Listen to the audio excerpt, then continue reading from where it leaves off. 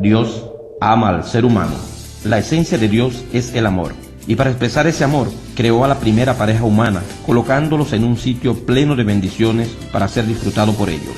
Les dio potestad sobre todo lo que había creado en la tierra, dictándoles solo una norma: no comer del árbol del conocimiento del bien y el mal.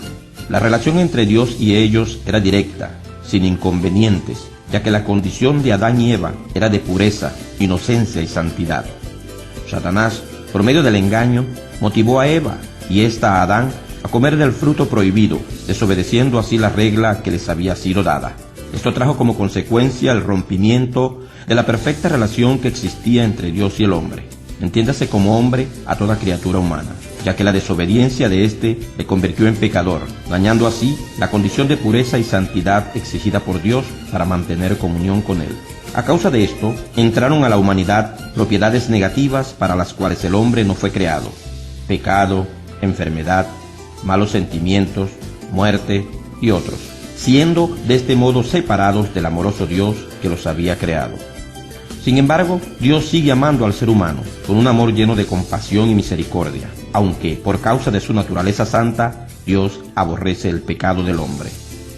El anhelo de Dios siempre ha sido la reconciliación con el hombre y la restauración de la comunión perdida, pero la naturaleza pecaminosa de éste lo impide, ya que aunque su gran amor lo desea, Él exige la santidad como condición para esto. El gran amor que motivó a Dios a crear al hombre también lo motiva a salvarlo, y es solo la condición pecadora de éste que le mantiene alejado de Dios. En conclusión, Dios ama al ser humano, pero el pecado lo aleja de Dios. El ser humano está separado de Dios por causa del pecado. Nuestro Dios es un ser santo, es decir, absolutamente puro. En él no hay la más mínima sombra de maldad. La condición de pecador del hombre le imposibilita relacionarse con él, ya que su rebeldía le impide reconocer el señorío de Dios. El pecado, entiéndase como pecado toda infracción a la ley de Dios, trajo como consecuencia la muerte, es decir, la separación espiritual de Dios.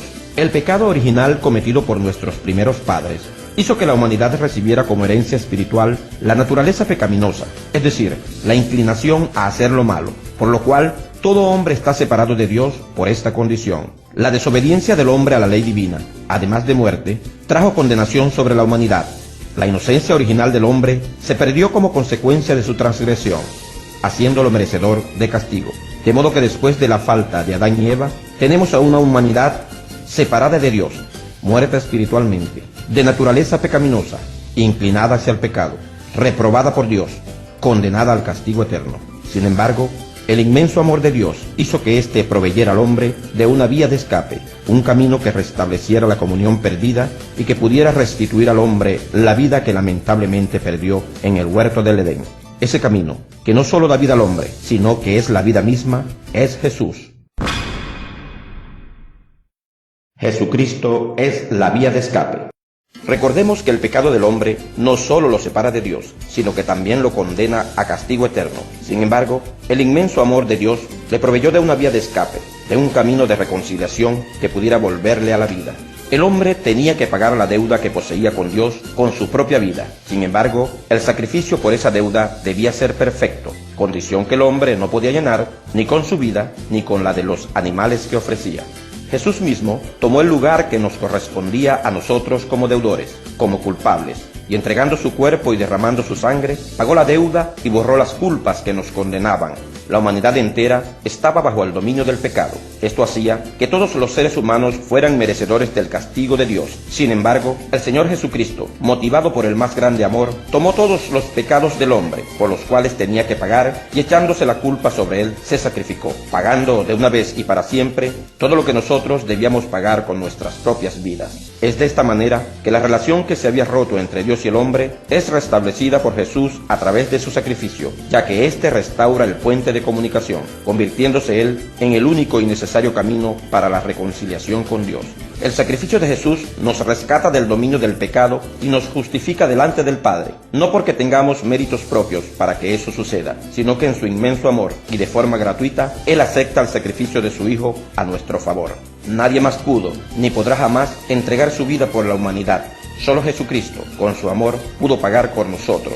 Solo Él murió y resucitó, y solo Él intercede por nosotros delante del Padre. Hay salvación y mucho más en Cristo, pero saberlo no es suficiente. El hombre necesita tomar una decisión en cuanto a esto.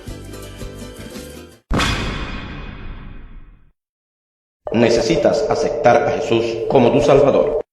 Como ya hemos aprendido, el hombre está separado de Dios por causa del pecado, pero Él, por amor, le proveyó de una vía para restaurar la relación. Ese camino es Jesucristo. Es necesario tomar una decisión ante el sacrificio de Cristo, a fin de que la justicia de Dios se haga efectiva en nuestra vida. ¿Cómo hacerlo? Debemos reconocer que somos pecadores. Ninguna persona, por muy excelente que sea su comportamiento, por muy admirables que sean sus obras, tiene méritos suficientes como para ser declarado inocente ante la presencia de Dios. Se debe vivir un verdadero arrepentimiento, es decir, un auténtico dolor por los pecados cometidos y un verdadero cambio en la forma de pensar y en consecuencia en la forma de actuar. Confesar nuestros pecados a Dios, no porque Él no los conozca, sino como una muestra de nuestro arrepentimiento y del deseo real de cambiar. Debemos pedir perdón a Dios, porque solo Él tiene la potestad de perdonar y borrar nuestras culpas, ya que Él es el Señor soberano del universo. Pedirle perdón es una demostración de confianza en su misericordia. Hay que aceptar públicamente a Cristo como Salvador, ya que cuando hacemos esto, estamos recibiendo todos los beneficios alcanzados en la cruz sobre nosotros. Nuestra vida debe ser una confesión diaria, tanto en palabras como en hechos, de que el señorío de Jesús está sobre nosotros. La justicia de Dios en Cristo significa que todos los méritos alcanzados por Jesús en la cruz se activan sobre nuestra vida cuando por fe lo creemos, es decir, su salvación, sus bendiciones, su autoridad, su herencia y mucho más nos pertenecen si estamos dispuestos a creerlo. He allí la grandeza de la salvación. Tenemos entonces en resumen que Dios ama al ser humano, pero éste está separado de Dios por el pecado. Sin embargo, Dios le reconcilia a través de Jesucristo, pero es necesario aceptarlo como Salvador y Señor. Te invito a hacerlo en este momento y te aseguro que tu vida cambiará para siempre.